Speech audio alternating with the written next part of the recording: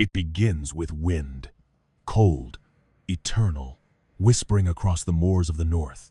It carries the ghosts of monks chanting in ruined abbeys, of kings crowned beneath stormlit skies, of blood soaking into the heather where armies once clashed.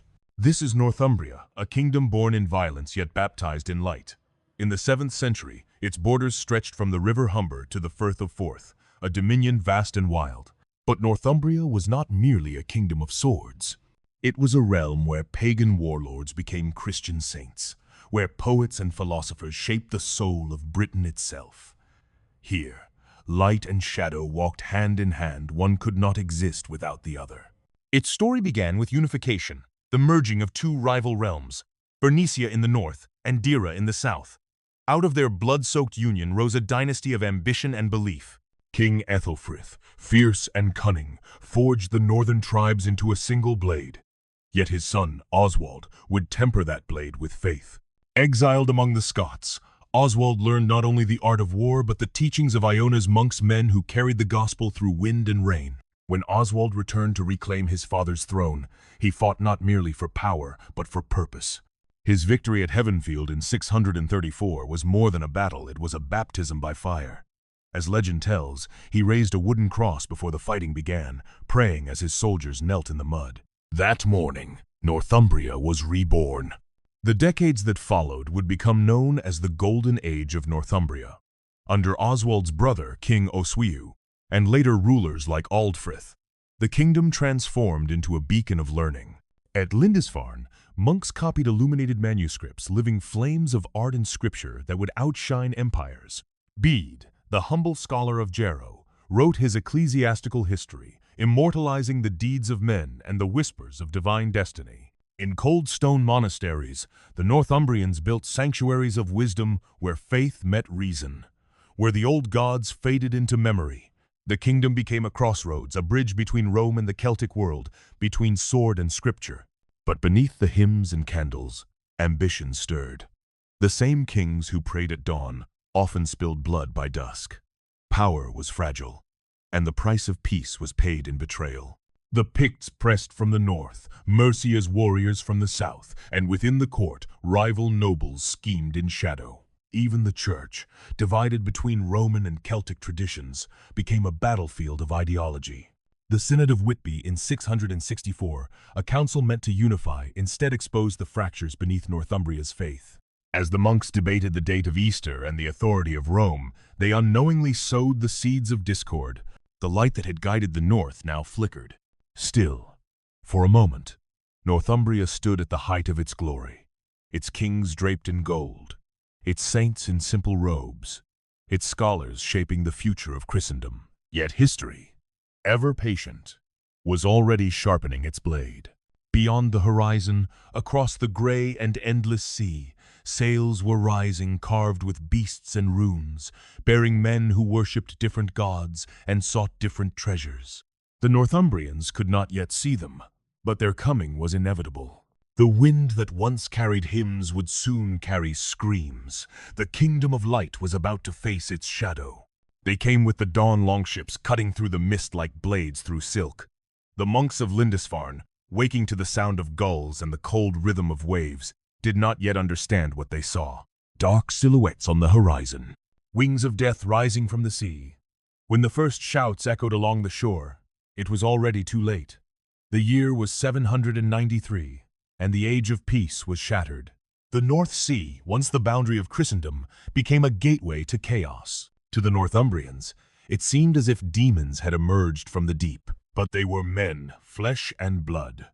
Vikings from the north, drawn by rumor and gold, and by the whisper that the rich monasteries of England lay unguarded beneath heaven's eye. The sack of Lindisfarne was not merely a raid. It was a wound that bled into the soul of Europe. The monastery, heart of Northumbria's faith and learning, was left in ashes. Its monks slaughtered or dragged away in chains.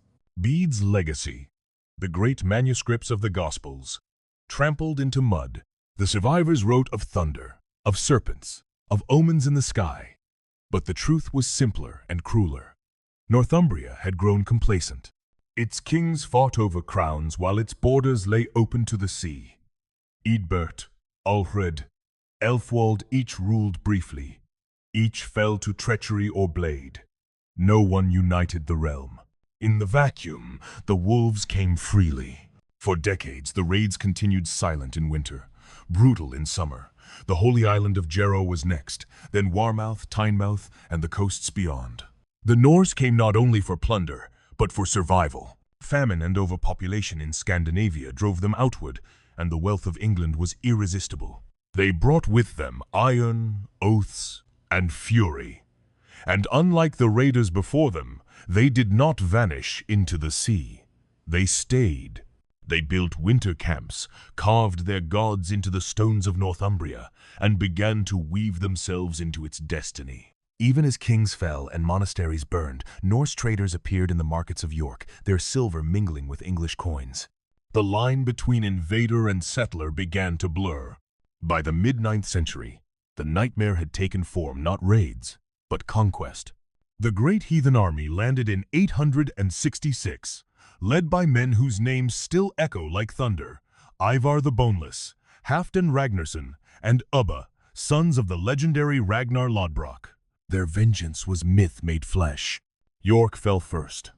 The jewel of Northumbria's trade captured almost without resistance. Two rival Northumbrian kings, Osbert and Ella, briefly united to take it back, but destiny was not theirs to command. In a single savage battle outside York's walls, both were slain. The Viking saga tells that Ella died by the blood eagle, his ribs torn open to appease the old gods. Whether truth or terror, it marked the symbolic death of Northumbrian sovereignty. The age of the Anglo-Saxon kings was ending. But Northumbria did not vanish overnight. Beneath the smoke of its burning cities, a new order rose. Norse jarls governed from York. Yet the old Northumbrian spirit endured among the hills and monasteries that refused to kneel. Christianity persisted, its crosses standing defiantly amid pagan runestones. The two worlds, Viking and Anglo-Saxon, began to entwine, neither able to destroy the other. The language of the North changed. Its people became something new, not wholly English, not wholly Norse. From this crucible of blood and faith, a hybrid culture was born. But as York thrived under Norse rule, the heart of the old kingdom faded.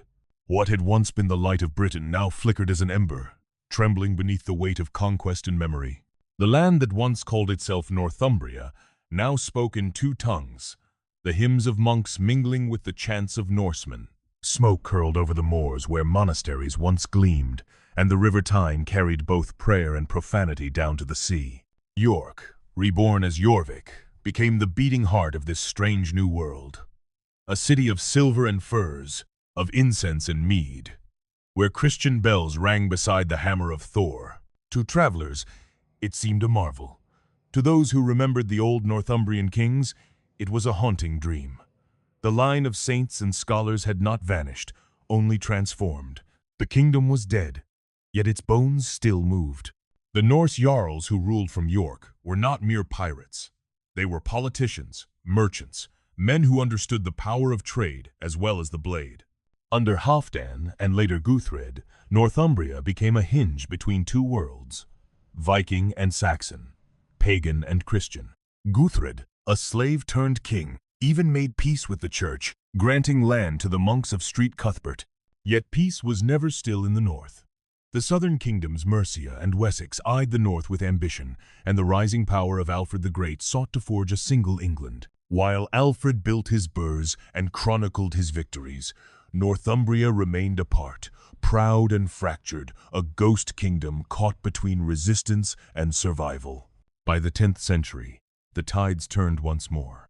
The descendants of the great heathen army had grown rich, but their hold was fragile. Kings from the south began to press northward, determined to bring the Danelaw, and with it, Northumbria under English rule. In 954, the final Norse king of York, Eric Bloodaxe, met his end amid treachery and steel on the fells of Stainmore. The sagas say he fell as he lived defiant, fierce, and unyielding, his sword shining crimson in the dusk. With his death, Northumbria ceased to be a kingdom. It became a province, a name whispered in chronicles but absent from crowns. Yet even as power moved south, something of the Northumbrian spirit refused to die.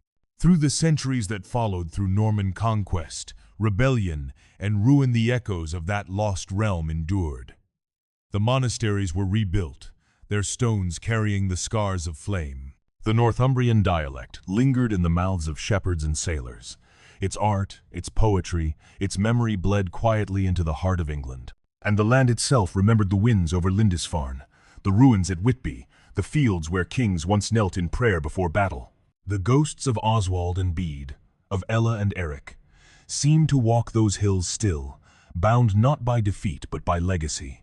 In the end, Northumbria's fall was not a single moment, but a slow, fading, a transformation rather than an extinction. From light to shadow, from crown to memory, it passed into legend. The kingdom that once shaped faith and knowledge became the soil from which a nation grew. And perhaps that is the truest fate of all great realms, not to last forever, but to leave behind something that does. Because the past is never truly gone. It's waiting to be reborn.